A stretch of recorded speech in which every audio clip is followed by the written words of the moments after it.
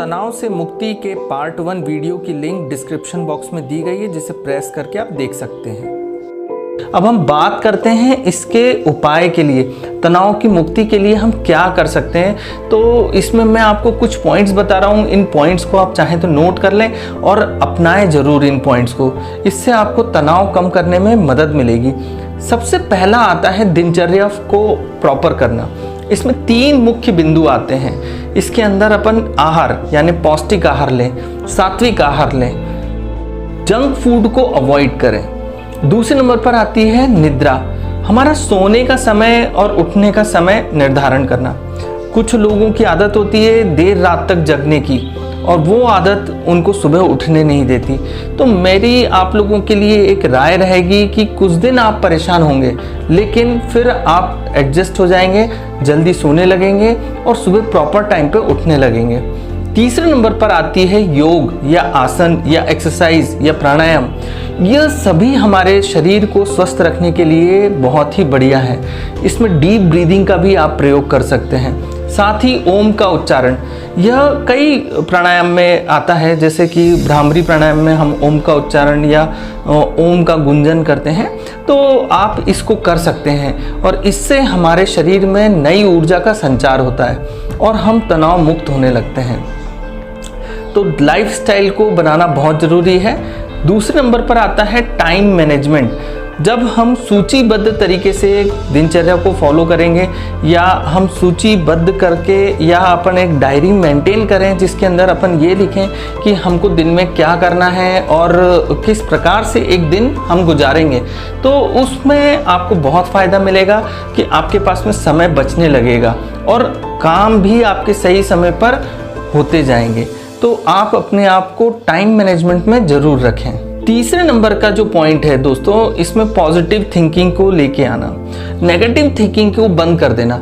हमारी लाइफ में हम बहुत सारी ऐसी न्यूज़ पढ़ते रहते हैं जिसमें नेगेटिव न्यूज़ आती है, जिसके कारण हमारी बॉडी के ऊपर बैड इम्पैक्ट पड़ता है और हम तनावपूर्ण स्थिति में जाने लग जाते हैं। तो आप कोशिश ये करें कि पॉजिटिव न्यूज़ को पढ़ें या पॉजिटिव थिंकिंग को अपने अंदर डेवलप करें। चौथे नंबर की बात आती है, इसमें आप अपने कुछ परेशानियों को दोस्तों के साथ शेयर ज़रूर कर सकते हैं। दोस्त हुए या फिर हमारे करीबी रिश्तेदार हुए, इनके साथ में आप शेयर करेंगे तो आपकी जो समस्या है वो थोड़ी कम होगी। साथ ही हमको लोनली फीलिंग नहीं आएगी कि हम अकेले ही इस समस्या से ग्रसित हैं। तो हम इसमें फ़ायदा उठा सकते हैं अपने दोस्तों का। आप उनसे बात करेंगे तो आपको अच्छा रहेगा।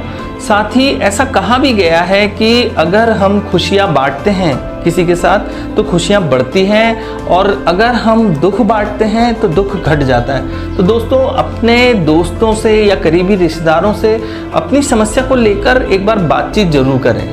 दोस्तों, जो मैं अब अगला पॉइंट आपको बताने जा रहा हूँ, यह पॉइंट को समझना थोड़ा ज़्यादा ज़रूरी है। हमारे पास में कई बार ऐसे लोग आ जाते हैं या ऐसी चीज़ें आ जाती हैं जिसका सॉल्यूशन हमारे पास नहीं है, और सामने वाला आपसे अपेक्षित रहता है हाँ सुनने के लिए, और वो सॉल्यूशन जब हमारे पास नहीं है तो भी हम उस व्यक्ति को ना नहीं बोल पाते हैं। तो जी हाँ, मैं यही बोलना चाह रहा हूँ कि ना बोलना सीखना भी बहुत ज़रूरी है। अगर कोई प्रॉब्लम हम सॉल्व नहीं कर सकते हैं तो हमें ना बोलना आना चाहिए, और स्पष्ट रूप से उसी समय बोल देने से हम तनाव की स्थिति में कभी नहीं आएंगे। दोस्तों, अगले बिंदु पर आते हैं। इसमें अच्छी किताब को जरूर पढ़िए। जो भी महापुरुष हैं उनकी किताबों को पढ़ना हमारे लिए फ़ायदेमंद होगा। म्यूज़िक सुनिए, यह भी हमको बहुत तनावपूर्ण स्थिति से बाहर निकालने में मददगार होता है। दोस्तों, हंसना सीखिए।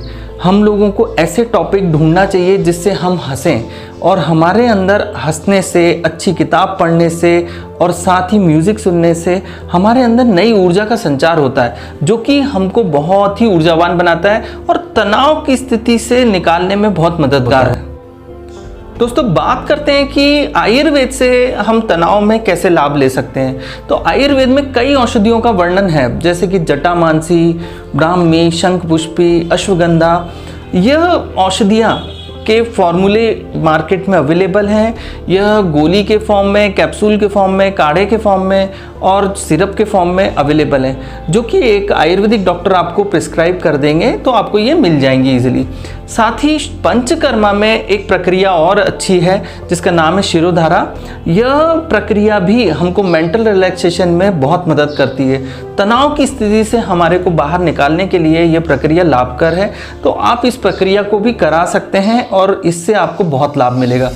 साथ ही दोस्तों, विशेष बात मैं आपको ये और बोलना चाहूँगा कि अगर आप अपने आप को ज़्यादा गंभीर समझ रहे हैं तनाव की स्थिति में, तो आप अपने नज़दीकी डॉक्टर से संपर्क जरूर करें, जिससे आपको अच्छी चिकित्सा परामर्श मिल सके।